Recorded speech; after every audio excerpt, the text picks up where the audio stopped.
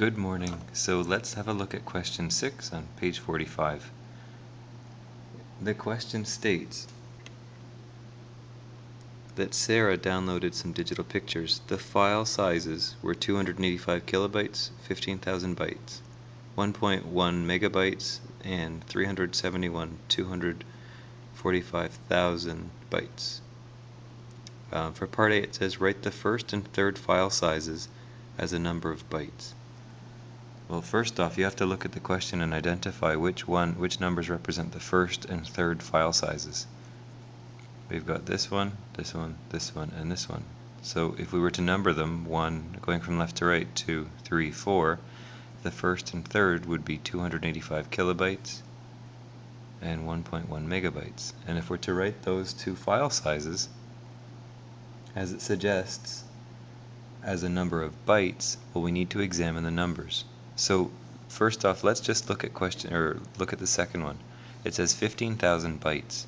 What this means is that the digit on the far right must be in the bytes column.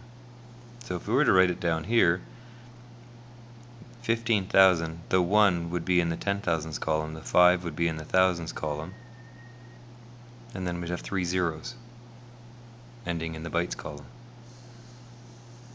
Now to go to the first question, for part A, it says 285 kilobytes. Well, that means that the 5 must end in the kilobytes place value column, which is right here. So we would write the 5 here, and then we would write the 8 and then the 2. And we're trying to identify how many bytes this is. Well, that's 285 kilobytes, and if we simply fill in the zeros, by doing that, we're considering, this was 285 kilobytes, so the decimal would have been here. And we're converting it to bytes, meaning we're moving our decimal place 3 spaces to the right. We're taking this number and multiplying it by 1,000. Why? Because there are 1,000 bytes in a kilobyte, and this will tell us how many bytes we have. So 285 kilobytes equals 285,000 bytes.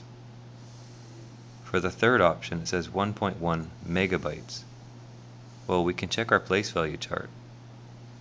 There's a megabyte right there. So 1.1, well, you would need 1 here because you have 1 megabyte. But 0.1, well, that means 1.1 megabytes. Because it gets tricky because when we start to look at decimals or parts of 1, that means a decimal would have to be here, and parts of 1 would be to the right of the target place value term, so megabyte. But if we look at the number here for sure, we know we've got 1 whole megabyte, so we can write that down. And whenever we say that there's a part of a whole, well, we have to put it to the right of the decimal, because it's less than 1. So we put our 1, and then we can fill in the spaces. Grouping our number into periods, this shows that we have 1,100,000 bytes.